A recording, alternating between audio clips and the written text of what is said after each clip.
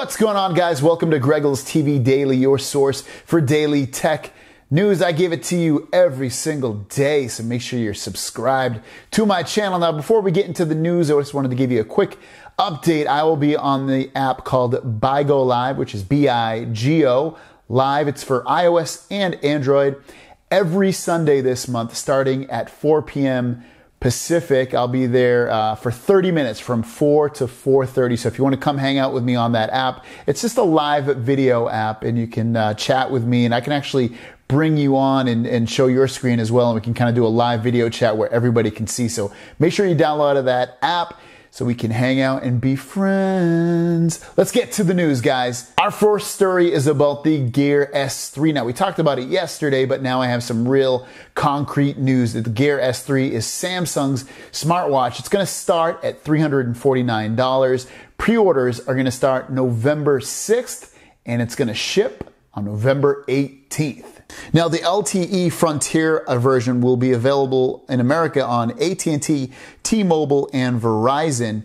And all Gear S3 models will have GPS inside, as well as RAM, a bigger battery, which adds an extra day over the previous version, and like I said, LTE. The Gear S3 also will include Samsung Pay, so if you're a big Samsung Pay fan, you'll be able to use it with this watch, which is very cool because I believe it's going to be the first Android watch that allows you to make payments with your watch. I know the Apple Watch does that already, but it looks like the Samsung will be the very first Android watch that allows you to do the same. Next up, the PlayStation 4 Pro, which comes out November 10th. It's going to be $399. If you want to pick one up, I'll link it in the description down below.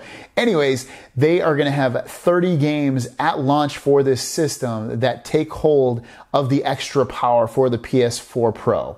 Some of those games are Battlefield 1, Call of Duty Infinite Warfare, Call of Duty Modern Warfare Remastered, FIFA 17, Hitman, Mafia 3, Rise of the Tomb Raider, Robinson the Journey, Titanfall 2, and Uncharted 4. Sony also lists Black Ops 3, NBA 2K17, Infamous First Light, and PlayStation VR Worlds.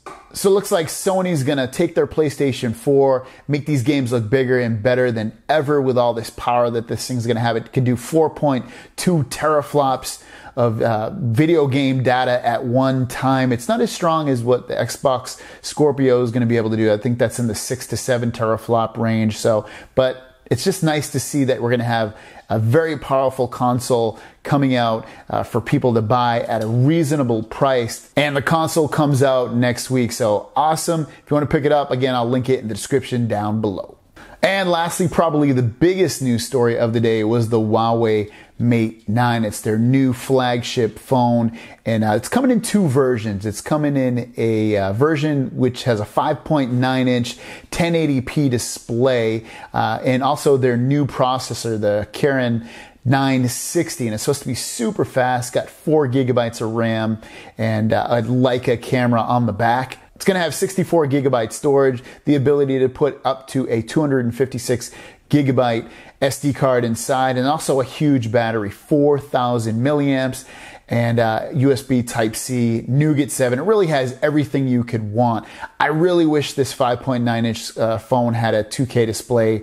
If it did, it would be a knockout. A screen that big with 1080p is not going to look as nice if it had a 2K display. It would probably really push the price of this thing crazy high if it had a 5.9-inch 2K display, but it still looks like a rock solid, very fast, very feature-rich phone. It's guaranteed to not slow down for at least 18 months. It says it learns how you use the phone. They're also coming out with a Porsche designed version of this phone, which does have a 2K display, but the phone is only 5.5 inches, and it's more or less the same. It does have 256 gigabytes of internal storage, so there's a few differences with it, and the price of the Porsche design version is double almost of the basic or normal version. So it's huge prices here. You're talking 700 euros versus 1,400 euros for the Porsche design version.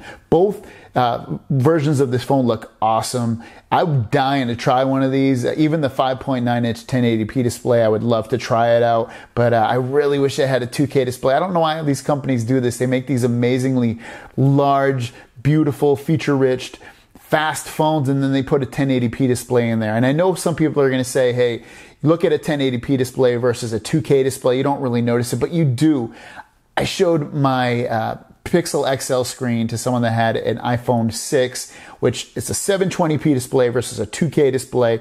Both, and right there, it's 5.5 inch display versus a 4.7. So you can see it. There's way more detail on that 2K display. So it's worth it to get the 2K display if you can, just because it looks so great. If you don't care about it, then fine, get the 1080p display. It still looks really good. You know, you look at a iPhone 7 Plus, which has a 1080p display, and it still looks really good. But I really wish they put that 2K display in the new Huawei Mate 9. At least it's in the Porsche version. But these phones are really expensive, but they look really cool at the same time. Guys, thanks for watching. Don't forget to subscribe if you have not already. The question of the day is, would you or would you not buy the Huawei Mate 9, either the regular version or the Porsche designed version? It doesn't look like it's going to come out in America just yet. You'll probably have to import it, buy through Amazon, eBay, B&H, something like that. But are you impressed with it? And if you are impressed with it, would you buy it? And which version would you buy?